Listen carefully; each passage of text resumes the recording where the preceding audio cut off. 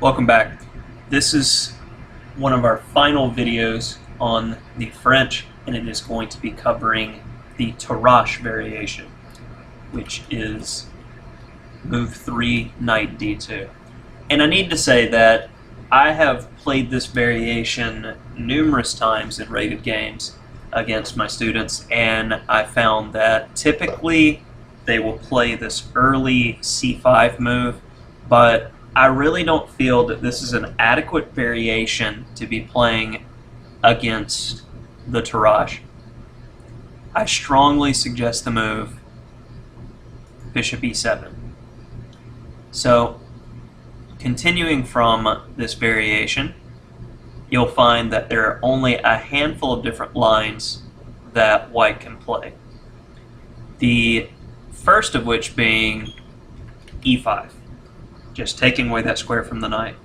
Well, we'll play to h6, and then c5, and you'll find that getting the bishop pair here for the price of the ruined pawn structure is providing black with tremendous attacking possibilities. He gives away some pawns, but he has full development, and when we have full development and one side is lagging behind, we need to figure out a way to attack to get back our material, or attack to get a devastating attack. So, in this variation, he gets a pawn back and plays very aggressively. And it's as if white can never really catch up, continuing to improve positions until finally the situation breaks, using the pins, and then this endgame is won for black.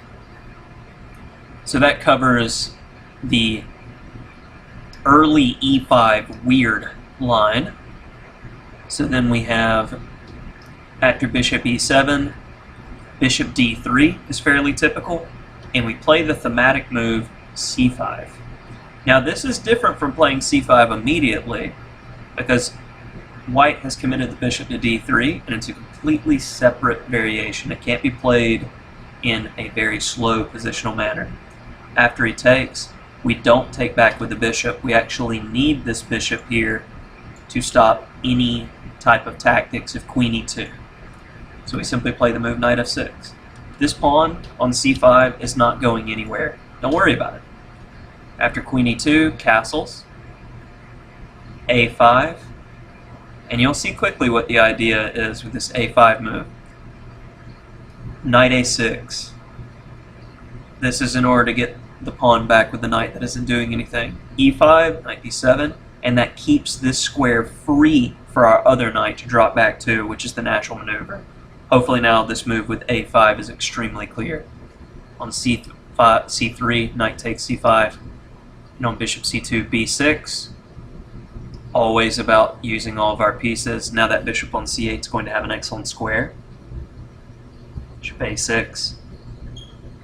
And now another thematic move in the French, f6. Getting all of our pieces working. Our bishop's now better. e5. Takes, queen f6. And in analyzing this variation, the players agreed to a draw, but this is clearly a position that can be played on. Now the last of the variations, the main line, knight g, f3. Simply play knight f6, c5. And I really like playing that move a5 again here. a4 was played, takes, and this gives the square for our knight, which it cannot be kicked out.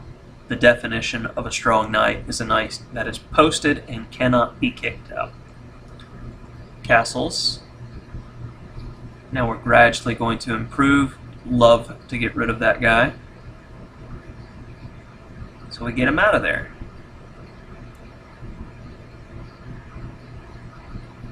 Rook c7, doubling rooks.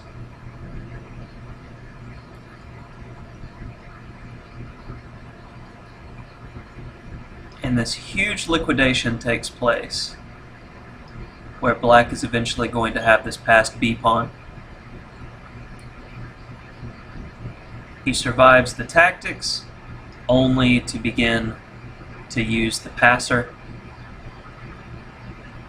And in games, the first and most typical thing is pass pawns must be pushed. The unopposed pawn is the pawn that does not have a pawn blocking it.